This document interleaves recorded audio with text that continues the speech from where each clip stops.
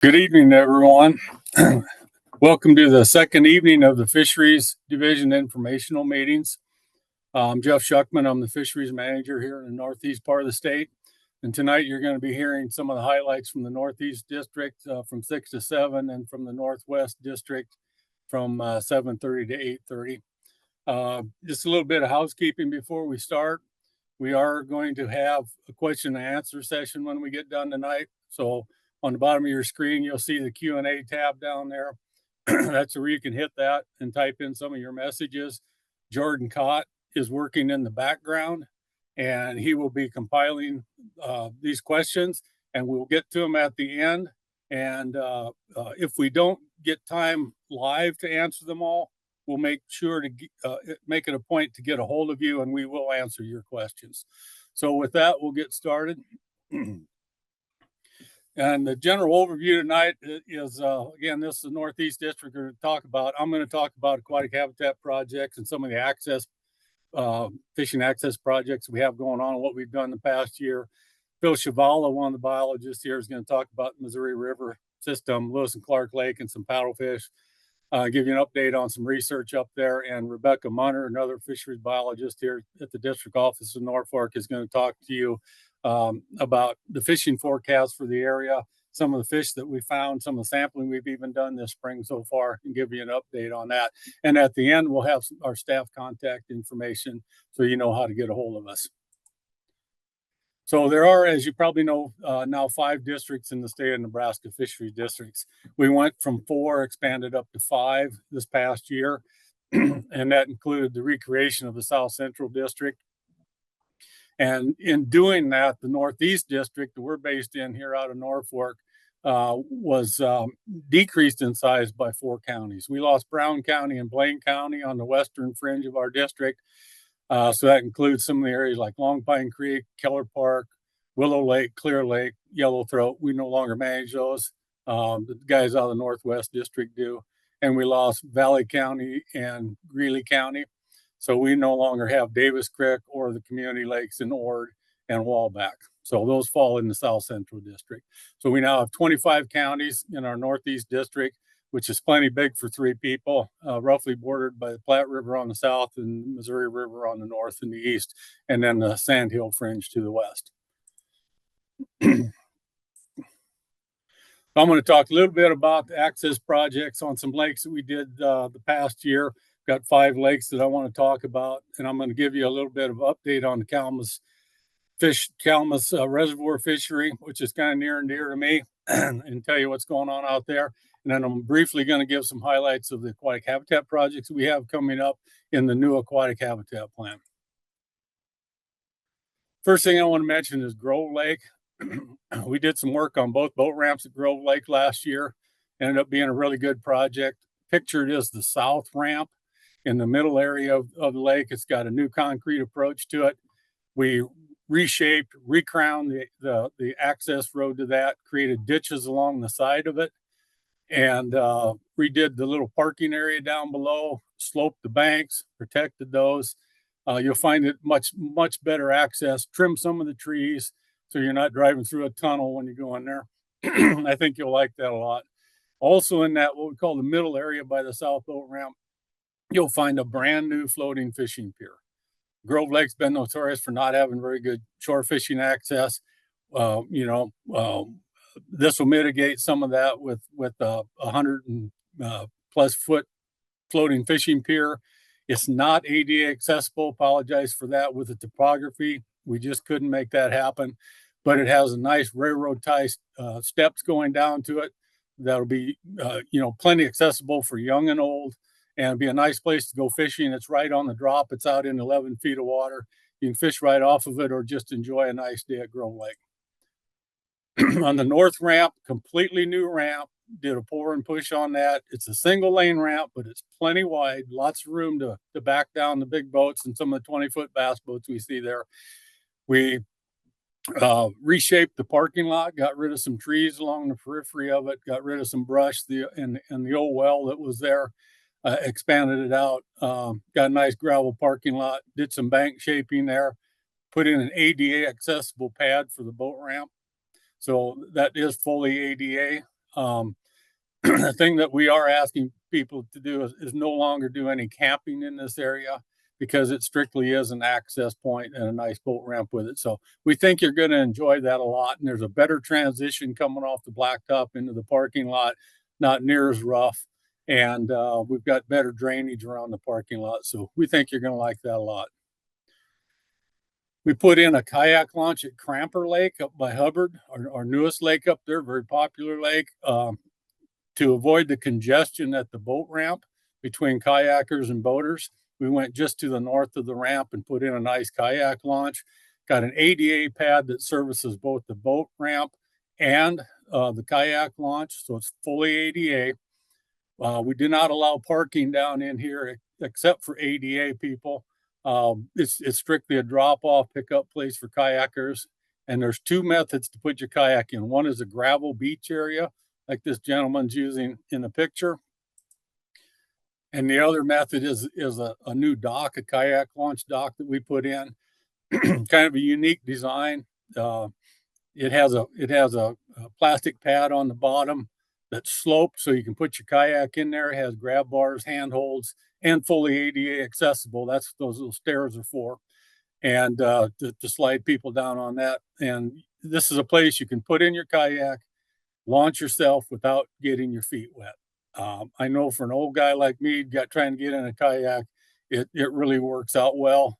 And the grandkids really enjoyed it last summer. So we think you're going to like that. It's just north of the boat ramp. Another project that's recently completed is a fishing deck at Willow Creek near Pierce. 2019 flood took out the existing fishing decks that we had in 3 locations on the lake. This will mitigate that. This is a pile-driven style fishing deck. It's offshore a little way, so it's got a longer gangway to it. You can fish out about 360 degrees around it. We'll put a little bit of habitat around the front end. You can fish the rocks off the back end. Recently completed, brand new. New concrete parking lot, ADA pad up there. We think you're going to like this too. It's going to be a nice addition. Willow Creek will work on getting the other ones on the other jetties as funding and time allows. I want to mention the Verdale boat ramp project that we're going to complete in 2025. For those of you familiar with that, it's up on the Missouri River in Knox County. We looked at doing some work on boat ramps in that Niobrara area.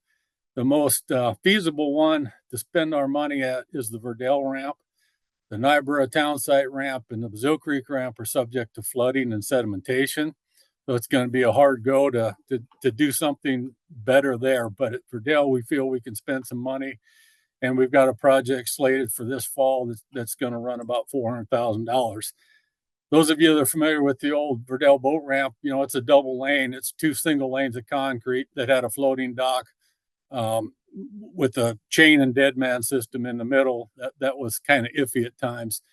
But the biggest problem with that is when the navigation season would end and the river levels would drop, you can see the drop off the concrete. And you had to be really careful not to drop your trailers off of that. Most guys were just putting in on the rocks next to it.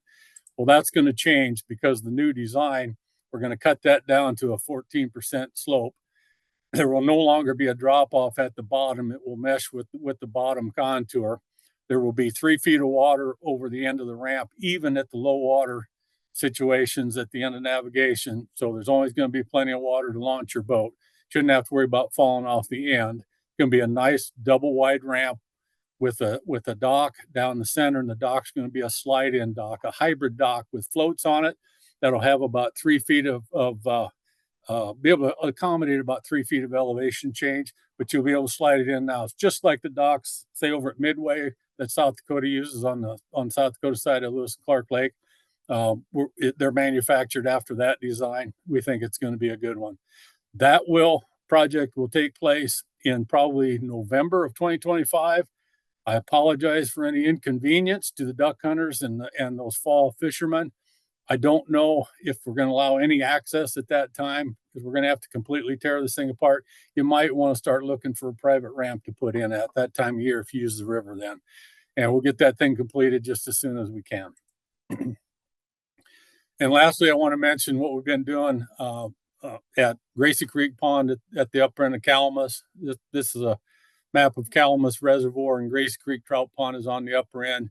In 2019, the flooding pretty much filled that in with sediment, reclaimed it, and as a mitigation for future sedimentation in the lake that occurs on an annual basis, we came up with a design to put in a system of 3 jetties on the upper end and a main dike with a water crossing here where water can get through and trap the sediment above it.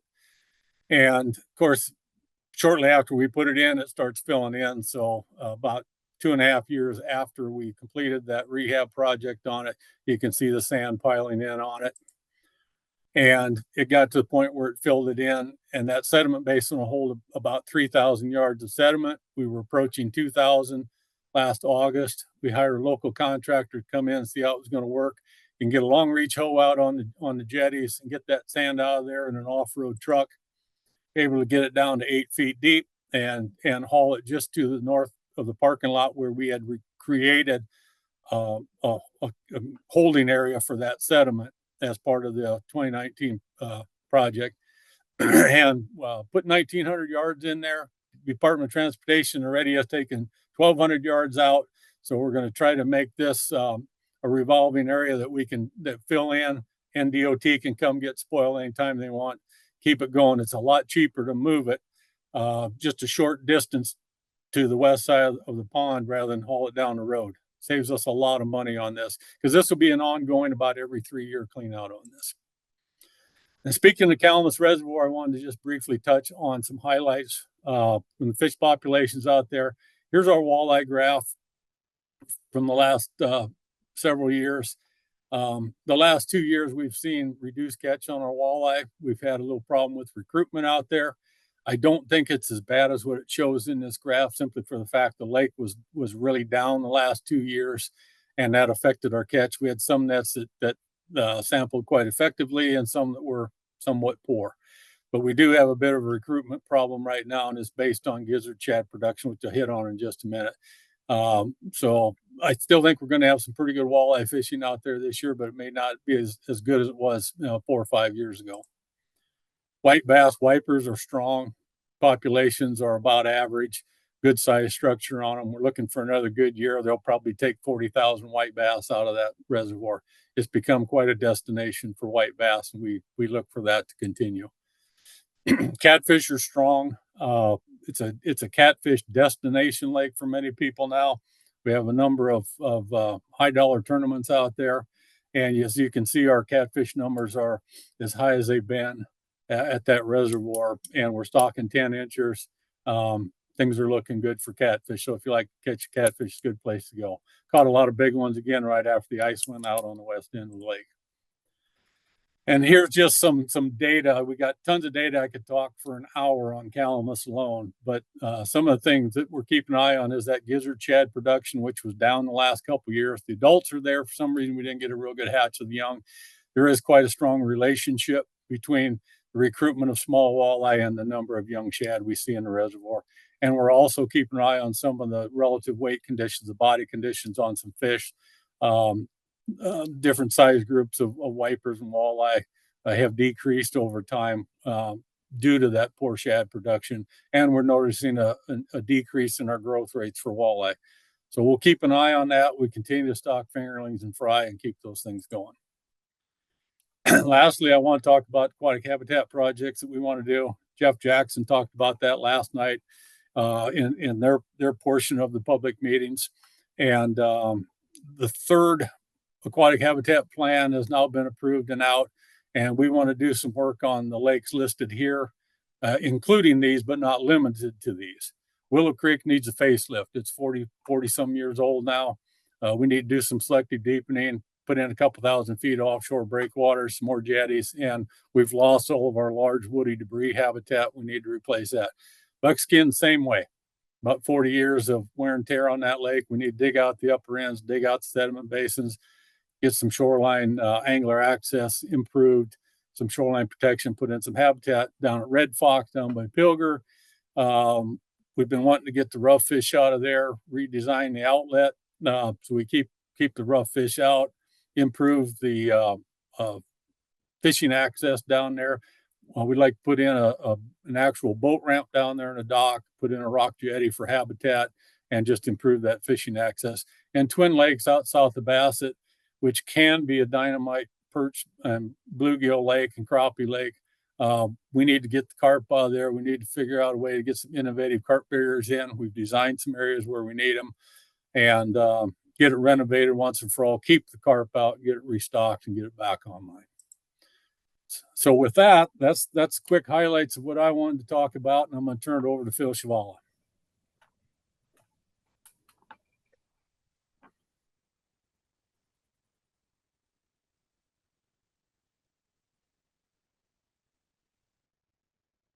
As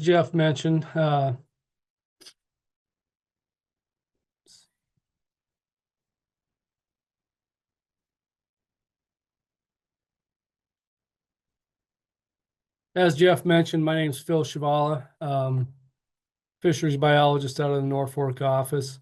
I'm going to talk to you a little bit about Lewis and Clark Lake, a research project that was done up on the river and the lake up there, and then a little bit about paddlefish.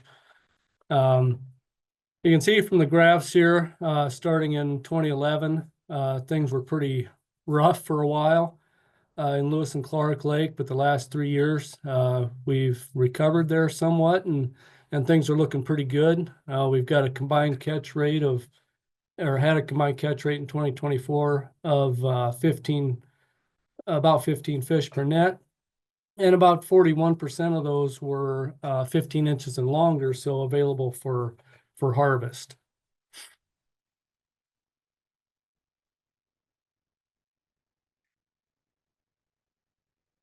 This graph is a summary of nighttime electrofishing that we've done over the years at Lewis and Clark. We do this to assess, get a feel for what our production was like for that year. And you can see on both species, walleye and sauger, over the last several years, we have had outstanding production in the reservoir. So something to look forward to. I'm going to talk about flows a little bit, but this is the starting point of where we are right now. We have to have that good production and then low flow years to keep them in the reservoir. These graphs show that relationship with flow and walleye catch rate in the reservoir with gill nets. And you can see on the upper left here, it's a correlation graph showing walleye catch rates versus the flow through the system. As you can see, that it's like that 25,000 CFS is kind of a breaking point, if you will. And once you get above that for mean flow, our catch rates really seem to suffer. You stay lower than that, and we're sitting pretty darn good. Then the graph in the lower right kind of breaks that down a little bit better and shows you year-by-year effects of that flow. And you can tease out here, it's not just a low flow year that matters. It does make a difference, but what we need is consecutive low flow years like we saw here through the 2000s, and then kind of like we're in right now.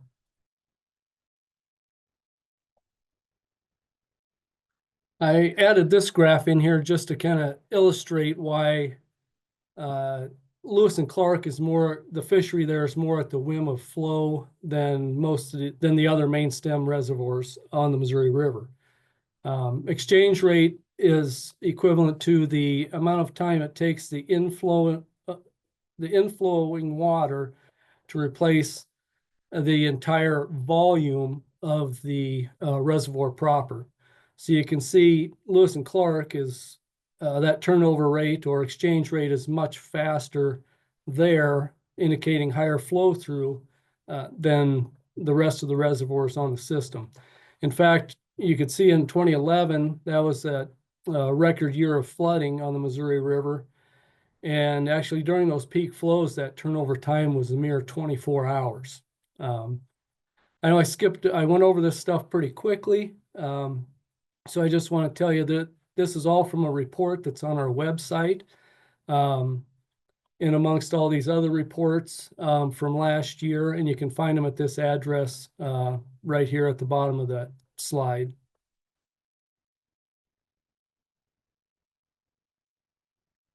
Moving on to the research project that was done up there, Will Radigan was working through UNL. And it kind of had two primary parts to his project. One was to assess larval entrainment, larval walleye and sauger entrainment through both Fort Randall Dam and Gavin's Point Dam. And the other was to monitor movement of adult fish between the two dams in the river system and lake and that interaction.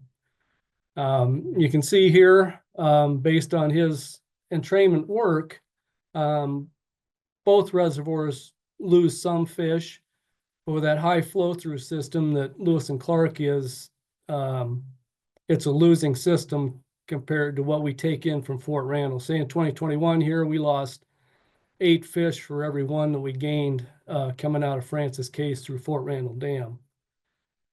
And this is flow related. You can see how it has changed over the years of his study.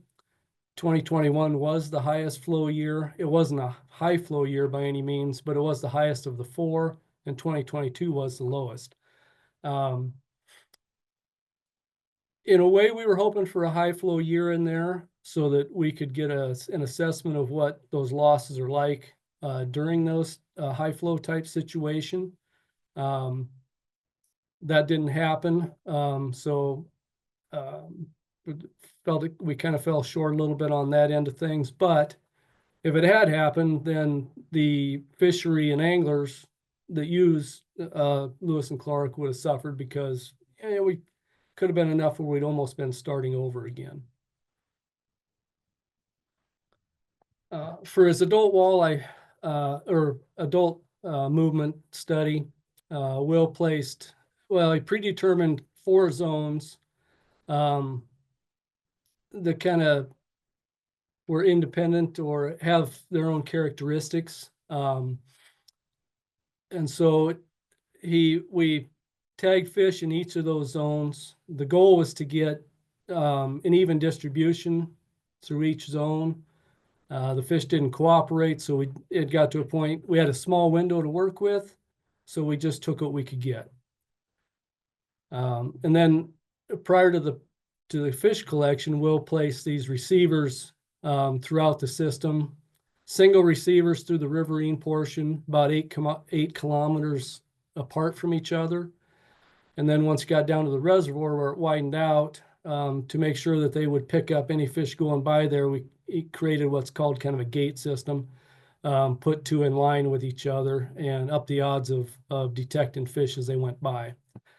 So the fish were captured in April to early May, well, probably starting March even, and implanted with an acoustic transmitter, like you see in this photo here, surgically implanted, placed it in the body cavity. And then they also had a jaw tag attached to them so that they could be externally identified as a tagged fish. Here are a couple graphs indicating the individual movement of a couple of those fish that he had tagged.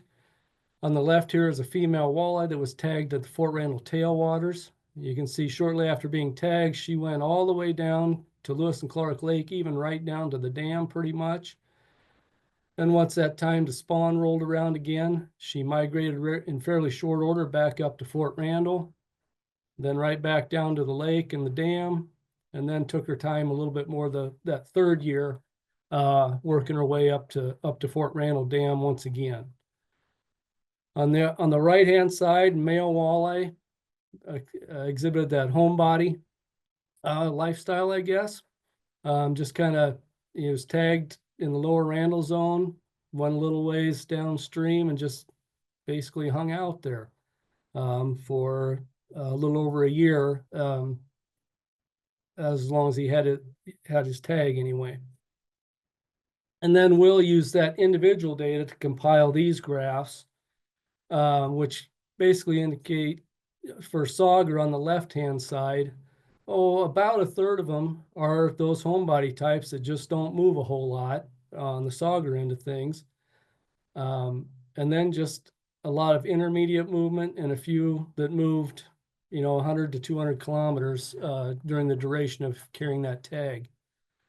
Well, the walleye, on the other hand, yeah, we had a fair number of homebodies, but it was split between them and some kind of movers and shakers that like to get around a fair bit. And it's both males and females doing that movement, and then not many doing that intermediate movement like the sauger did. Some of the other inferences that Will's study provided, adult entrainment, like those fry, is somewhat of a source of loss. We lost two adult walleye and 2 adult sauger through Gavin's Point Dam to the system down below. In a higher flow year, we'd expect that to be a little bit higher, based on the total number of fish that were implanted, and these 4, it was about 2 to 3% entrainment based on that. Will did find, not surprisingly, the highest mortality on these species is in the summer. And then also that important spawning areas for each species, walleye, Fort Randall tailwaters and Santee Bluffs, and sauger, as the past studies indicated, the Niobrara Delta is very important for them. Moving on to paddlefish. We're talking archery right now, season's in June. Application period's done. We give out 275 permits. You can see it after 2016, success really increased. That's due from moving the season. Prior to that was in July, basically the month of July, and got moved to the month of June, and we really saw that success skyrocket. And based on that success and increased success, we saw an increase in interest in pursuing paddlefish with archery equipment. Now, this is the 2024 draw results last year. And you can see that some people with one preference point were able to draw a permit.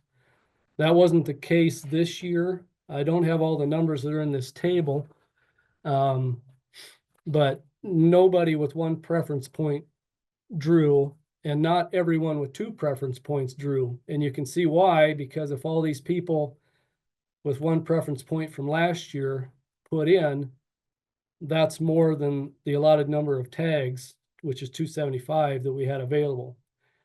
And so it used to be you could maybe get an archery tag every 2 years. Now we're down to, with this high number that applied in 2024, moving into one preference point now. That's almost twice as many in 1 year as we have permits available. So it's only going to get, the stretches in between tags are only going to get longer. You're probably looking at maybe 4 to 5 if this continues between tags. On to the snagging season. That's the month of October. Application period's coming up in July. We give out 1,600 permits, and during the snagging season, there's a 35 to 45 inch protected slot. Those in those slot must be released. And that measurement's from the front of the eye to the natural fork of the tail. You can see we've kind of been seeing the opposite from archery as far as snagging goes. Success is, or harvest is, declining, and even success catching them is declining. What main reason for that is the gates, as you can see here in this bottom photo. Anytime those are open, there's a set of signs here on the banks that boaters cannot go past. And the last 2 years, it's not bad in the situation you see here in the picture where there's a lot of flow that gets the paddlefish to moving around throughout this area really pretty good. But the last 2 years, the majority of the season, we've had just 1 or 2 to 3 gates open. And so that makes it, as long as any gate's open, no boats can go up in the Stilling Basin. So there aren't boaters up there catching fish, number one, but also they're not able to get up in there create just a little bit of disturbance, maybe, if nothing else, whether it be from the snagging itself or boat traffic, and get those fish moving around for people to catch. As you can see from the table here, it is a lot easier to draw a snagging tag than an archery tag right now. And you even stand a chance with 0 points of drawing a snagging tag. Just something to keep in mind here. If for any reason, there are some people, you may have an event coming up in October, or you want to align your draw with a partner you go fishing with, if they got off your schedule, and you don't want to draw, then don't apply for a permit. Use the option to purchase a preference point. That way you get that point, but there's no chance that you're going to draw. There is a chance with 0 points that you can draw. So just want to let you know about that, and it's something to think about. With that, that's all I have, and I'll pass this off to Becca to finish things out.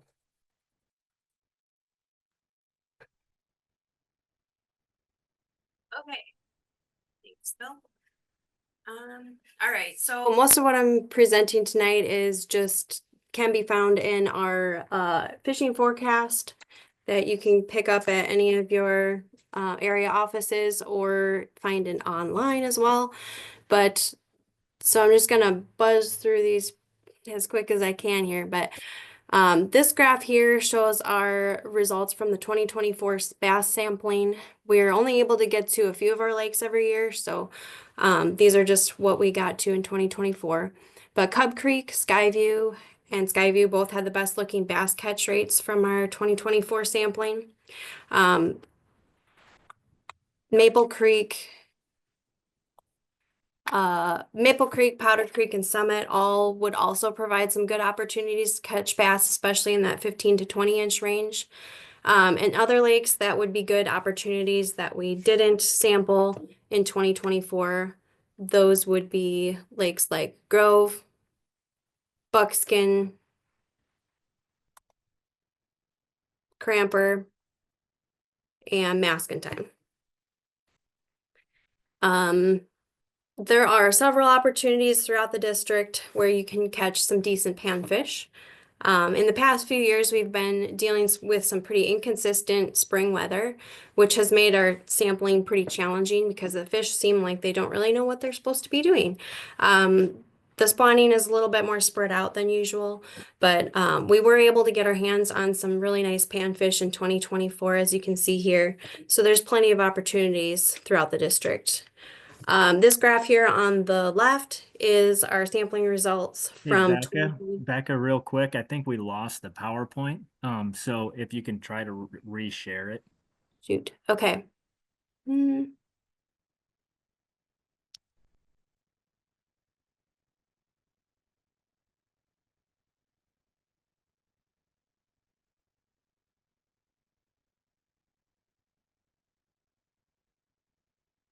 Okay. Are we back on there? Looks great. Okay.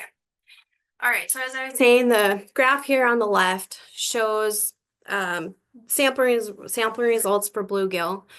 We had some pretty high catch rates at Powder Creek, but those were mostly small fish, as you can see. Things are really looking good, though, out at Summit and Skyview. But the other lakes, they shouldn't be out of consideration either because, like I said, the springs have been so inconsistent weather-wise that they might not be totally accurate there. So here on the right, we have our black crappie results from 2024.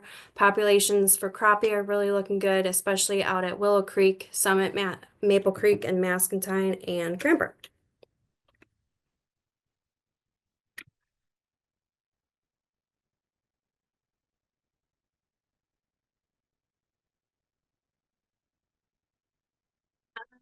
Okay, we didn't do a lot of targeted sampling for catfish in 2024, but we had some panfish nets that were absolutely loaded with catfish in the springtime. Some of those lakes that had the loaded catfish nets were Willow Creek, Maple Creek, Maskentine, and Chalk Rock. But most of our flood controlled reservoirs in the Northeast District have really good channel catfish populations. So those lakes, most of them are exhibiting moderate to high numbers, and the size structure looks good. So none of those should be overlooked by anglers if you're seeking catfish either. For walleye and saugeye in the district, we have 4 reservoirs that receive annual stockings of advanced fingerlings, and those are about 8 inches going in. Those reservoirs are Summit, Maple Creek, Cramper, and Skyview.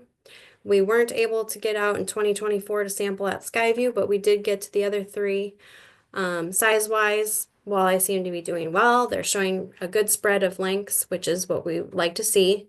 And the body condition, however, was a little bit lower, which is this graph here on the right that says relative weights, especially out at Summit and Maple Creek.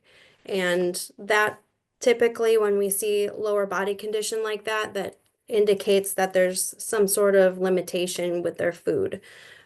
So we might be starting to see the impacts of some introductions of new undesired species that we didn't stock in there, like gar, carp, yellow bass, and white bass.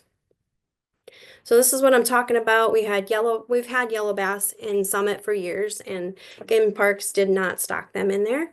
But we were out sampling in 2023 and we found common carp, and in 2024 we found gar, which is an unfortunate finding because we just had the sediment basin cleaned out and the lake was getting where we wanted it to be. We put some spawning pads in there as well, and now someone's put some additional species in there that we didn't stock. So this is a problem because now there's more mouths out there to feed in the lake, and carp have been known in this lake to kind of take over, limit reproduction and growth of our sport fish populations in the lake. So not good. Similar story out at Maple Creek. We found white bass and short-nosed gar that we didn't stock in the lake. So if you see anybody out there that you suspect might be doing this, please just reach out to us and let us know. But on a lighter note, in the district we have a few opportunities to catch northern pike. They're naturally reproducing out at Grove Lake.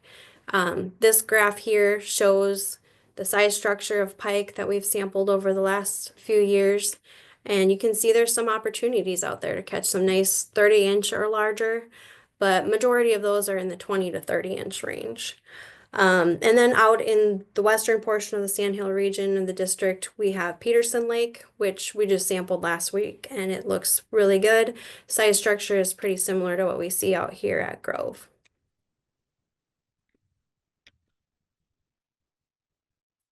We also have northern pike and goose lake in Holt County, and Game and Parks over the years has put in a lot of effort out at goose, and we think it's really starting to pay off now. This graph here shows how northern pike populations have changed over the years. Between 2010 and 2011, common carp got back into the lake. And as you can see, once the carp got in there, our northern pike populations kind of started to decline. And by 2022, the fishery needed some help. So it was completely renovated to get rid of the carp. And now just a few years after the renovation, we're seeing the northern pike take off again. And it's really shaping up into a nice fishery out there. So we want to continue our effort out there and keep it nice. So, water levels out at Swan and Goose were low at the end of the 2024 season and might be a little bit low coming into the spring 2025 season as well. But once you have lower water levels, that might mean more vegetation because the weeds will reach the surface quicker. So keep that in mind when you're planning your fishing trips out there. Get there early and let's hope for some rain this season. And then again, along with the lower water levels comes the vegetation. So call us if you get somewhere and you see a lot of weeds at the ramp. We can't be everywhere, and little tips like that help us to stay on top of things. So we do treat the weeds at the boat ramps if they're a nuisance. So letting us know just kind of gets it on our radar. If we aren't around, just leave us a message and we'll hopefully be able to get out there as soon as we can. Since we're on topic of vegetation, little transition into aquatic invasive species. We do worry about some of these in our district, especially with the close proximity to Lewis and Clark and Missouri River system. But zebra mussels are a big one out there. We do have Chinese mystery snail in the district. Silver and bighead carp, especially on the Missouri River. Rusty crayfish, Eurasian water milfoil, brittle naiad, and curly leaf pondweed. And there's plenty of other invasives that we could list, but these tend to be our most worrisome for our district here.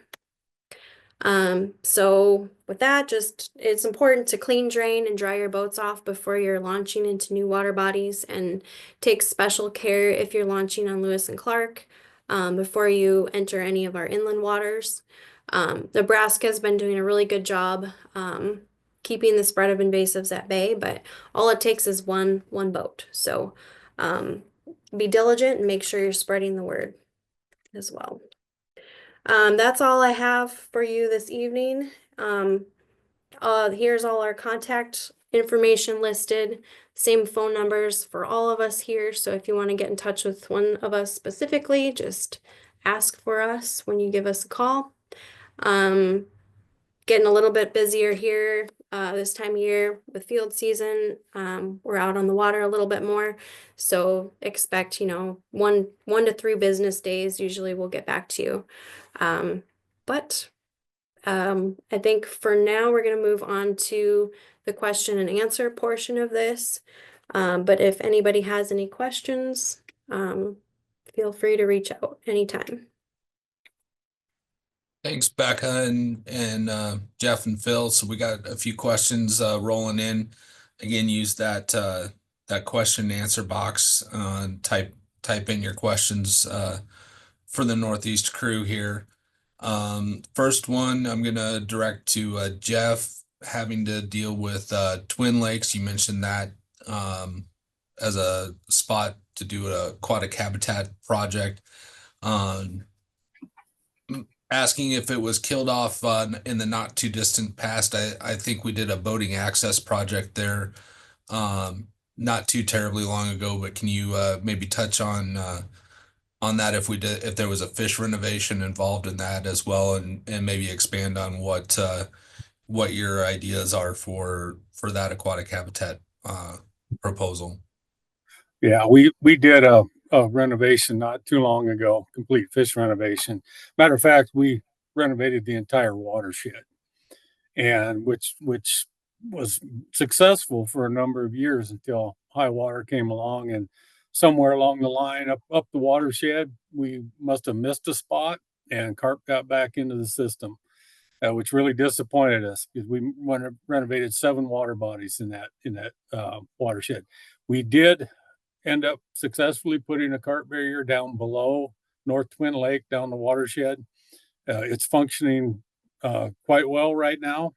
So it'll keep carp from coming up the valley and back into Twin Lakes. What we need to do out there is bracket Twin Lakes, go to the west, and work out a deal with some private landowners up there, and go to the south where it comes out of the marshes to the south, put in carp barriers there. And once those are completed, we can renovate the lake and get rid of the carp once and for all, and keep them out, and get our panfish fishery back, because Twin Lakes has been a tremendous fishery over the years. And we did a project for boat ramps there. We got a nice boat ramp on North Twin and South Twin, and handicap accessible bathrooms there. So it's ready to go. We simply have to find the right locations and design for carp barriers to keep carp from coming down the watershed. There's no way we're going to kill the whole watershed off again, or even try. So we're going to try to bracket Twin Lakes and reclaim the North and South Twin. All right, thanks, Jeff. And keep you on here. Timeline on the Willow Creek renovations and aquatic habitat. It's a great question. We're a few years out on that. It's going to be a big one, and it's going to take a lot of money, and it's going to take some partners on that. We might be looking at 4 or 5 years down the road at least. I think East Wind down by Lincoln's the next big project on the list. And then Jeff Jackson said he'd like to concentrate on Willow Creek. We just got the proposal and a rough outline sent in on that and approved. Yeah, we're looking at, like I say, a couple thousand feet of offshore breakwater, like that one on the north side, to create some calm areas for spawning habitat, crappie spawning behind it. We need to get our log piles back. We need to get some excavation done in some of the bays, create a couple more jetties and some bay habitat. We've got big ideas for it. It's going to take a lot of money. And once we do start on that, we're going to have to drain the lake and start over. So we'll have some public meetings prior to that, get input on it and what we want to do, but we're a few years down the road. All right. Thanks, Jeff. I'm going to bring Phil on here to talk about the paddlefish, and Jeff and Becca, you can chime in here too if you want. But Phil, you talked about the paddlefish season and maybe distribution of tags, and can you potentially move more of those tags over to archery, or is that the archery snagging allotment pretty well set in stone? That's pretty well set in stone. You know, the snagging season with that slot, it protects the those what are considered some of the more reproductively viable fish.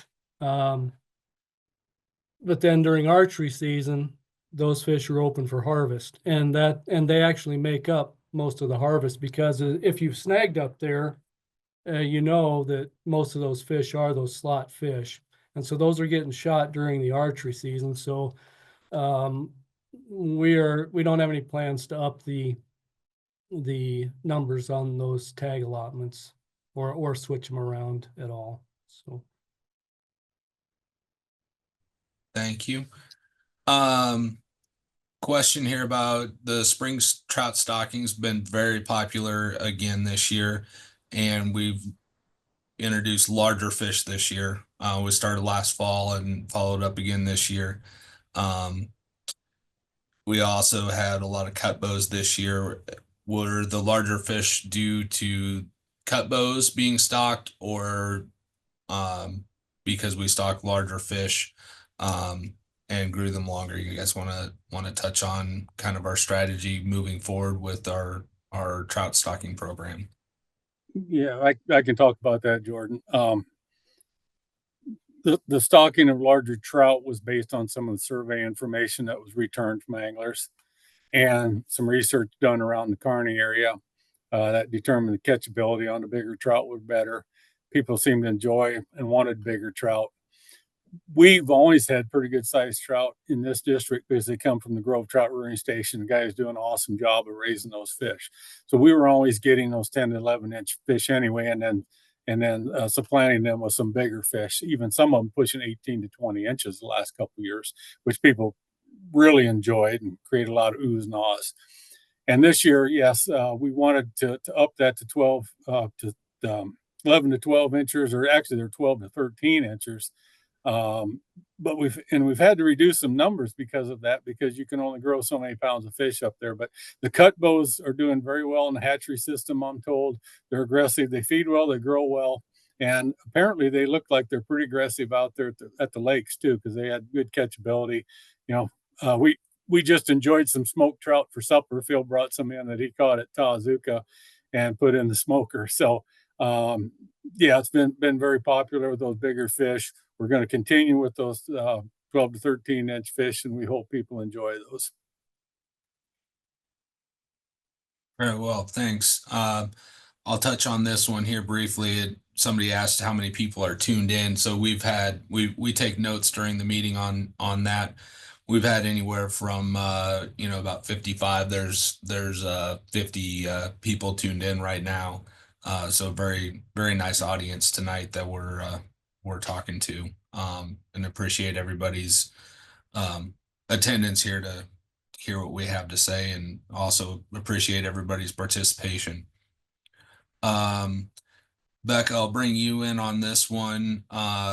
asking about the bass at Goose Lake, and also how is Peterson Lake doing after winter kill or potential winter kill that happened out there, and anybody else that wants to touch base on that. Okay, sure. I looked up the data sheets on the bass size at Goose Lake, and we had fish from 10 to 14 inches, almost 14. We were like 13 and 3/4. Obviously that was from our northern pike sample just here recently. So, we would have to do a more specific bass survey a little bit later in the year here, but, that's what we know now. Peterson Lake, I guess maybe Phil or Jeff could jump in there. I am not familiar, I guess, with the winter kill.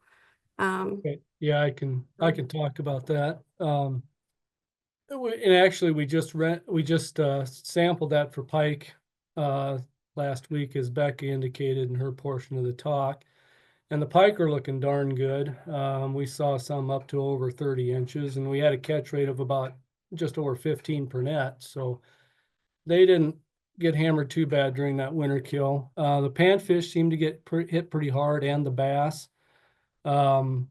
We did do some post-kill sampling out there. We did see a fair number of small perch and a handful of small crappie, but we didn't see a single bass and maybe just one or two bluegill. So we did restock it with bass and bluegill in 2022, I think it was. And we'll be sampling that again later this spring for panfish specifically, and potentially shocking for bass. So we'll know more then. Right now, it's a little bit undetermined. But during our pike sampling, we did see some nice perch up to 10 inches. We did see one really nice crappie, and then a couple bluegill too. And we did see some smaller bluegill. So we've got something coming on there. It's just we don't have a real good grasp on the numbers. So yet to be determined. Thank you. Something that a lot of places are dealing with. Can you just talk about generally some of your more popular waters and how water levels are doing up there in the Northeast District? Anybody that wants to kind of jump in? Yeah, I guess I can take that. We're sitting pretty good. We're a lot better than the southeast part of the state and a lot better than the Panhandle. Mascontine's within about a foot of being full. Summit's pretty much full.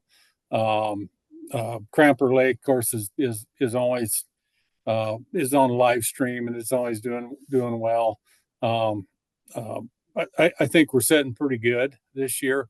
Becca mentioned that Goose Lake is down a little bit. It's actually down 2.5 feet from the high last summer. We're a little bit concerned about that. We do have a pump out there we can run if we need to. We're hesitant to run it this early in the spring just because if the skies do open up. Last year, we were out there twice a week cleaning the carp barrier screens. So we didn't flood over the top of those by plugging them up. And Swan's down a little bit, but we get some timely rains and we'll be all right that way. But we're looking pretty good. As Phil mentioned, also Missouri River is going to be what they're predicting is kind of a low water year. We're looking at 25,000 CFS average release out of Gavins this summer. Lewis and Clark Lake, of course, is always steady. It'll be sitting at about 1206, 1207 normal water level.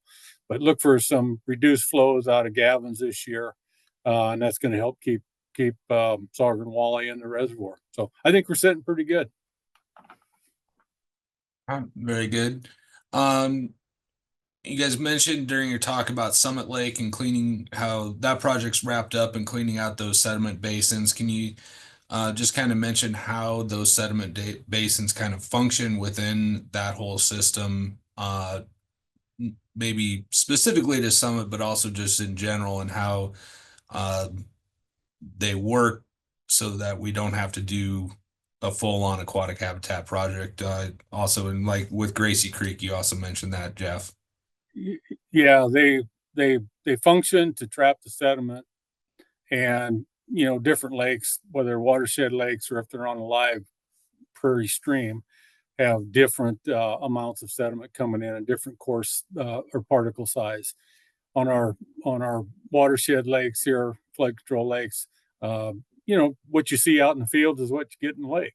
Comes down the watershed, and we trap it, and we trap the nutrients along with it. Phosphorus is normally bound to those sediments, so we trap the sediment, we trap the phosphorus, keep it out of our lakes, and we try to design the sediment basin so that we can get an excavator, say a long reach hoe out there like we did at Gracie Creek, and dig those things out without having to do a major drawdown on the lake or a major rehab project.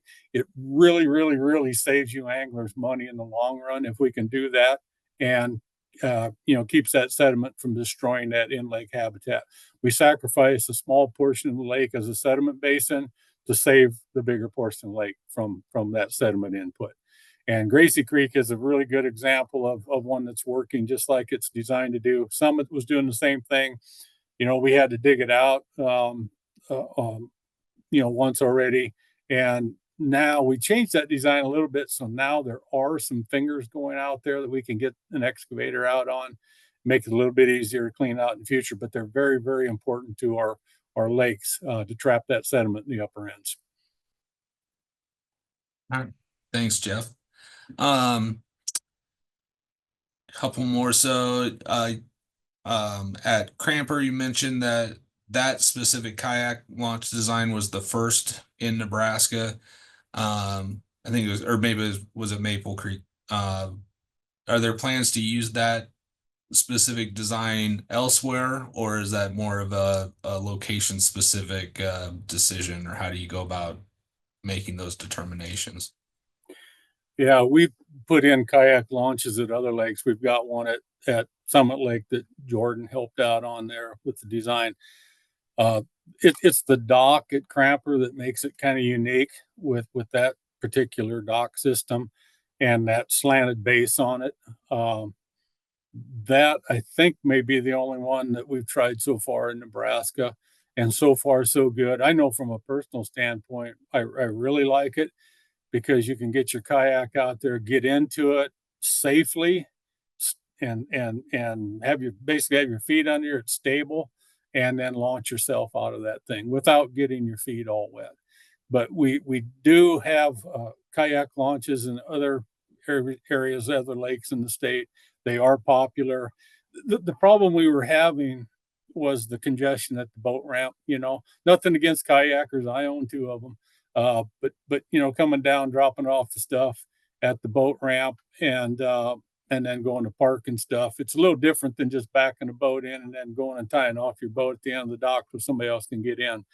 So we're having a little bit of congestion, and it's just nicer for kayakers to take their time, drop their stuff off in a location where we don't have other people trying to get in there with a boat.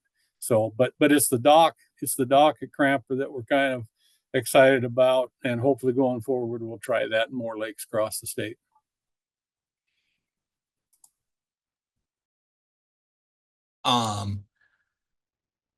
Couple Callanless questions, and you don't have an hour, Jeff. You only got 2 minutes. Catfish tournaments, any impacts on the catfish population up there, and briefly what might be impacting the gizzard shad production that kind of drives that system? Good questions. Impacts from the catfish tournaments at this time, we'd probably say would be minor. We do see some mortality after those tournaments, usually a few days afterwards. It's up to the tournament directors and the participants to take good care of those catfish. Some people think they can drag catfish through the grass and they don't need water basically, and they survive. And just because they swim off doesn't mean that they're going to survive. But I'd say it's a minimal impact. We keep working with the catfish people, tournament people, to take good care of those fish. As far as the gizzard shad production goes, those of you that fish out there probably know the last couple of years you haven't seen the big schools of young in the year shad like we're used to seeing. It may very well be sedimentation on the upper end of the reservoir. We're losing a lot of that upper end of the lake filled in. Matter of fact, the plume of sand is well beyond Valley View right now. So if you're up there in the summertime, as the lake drops, say past 11, 12 feet, you can't use the Valley View boat ramp anymore. Well, we've also lost a lot of habitat up there that the shad could use to spawn in. They overwinter at that Gracie Creek area. We see the adults up there all winter long, and then in the spring trying to spawn. We do still have some smart weed beds. I think we need to take a good look at it from a research perspective and find out the factors influencing gizzard shad recruitment at Calamus and the relationship between that and the walleye recruitment. Now, with that being said, you know, we could be 1 year away. We could maybe this year we get the big year class of small gizzard shad. We did at Davis Creek last year. We went about 2 years at Davis Creek where we saw reduced shad numbers. Didn't even think we had a spawn 2 years ago, even though we had some adults in there. We sampled for adults there. We saw reduced walleye recruitment, and then boom, last year we had good recruitment on young shad, had schools of those shad again, and our walleye recruitment really took off. So Davis Creek will be on the upswing with walleye, and the Calamus could be too after 1 year, but we continue to keep an eye on it. We're going to try and identify those factors for shad recruitment out there. Good question. All right. And with that, I'm going to turn it back over to you, Phil and Becca, for any closing remarks. And again, thank all the audience for their participation and attendance tonight. And Jeff and crew, thank you. Thanks everybody for watching. And Phil, Rebecca, you got any last words of wisdom? Nope, just also thanks for watching and hope to see you out on the water sometime. We're always happy to answer your questions. Get a hold of us. Those of you that know me, I answer my cell phone 24/7. I'm always here to to help out and do the best we can do. And if this works out to be my last virtual public meeting, it's been a pleasure, and hope to see you out there on the water, and call us anytime. With that, I think we'll wrap things up, and thanks a lot for watching.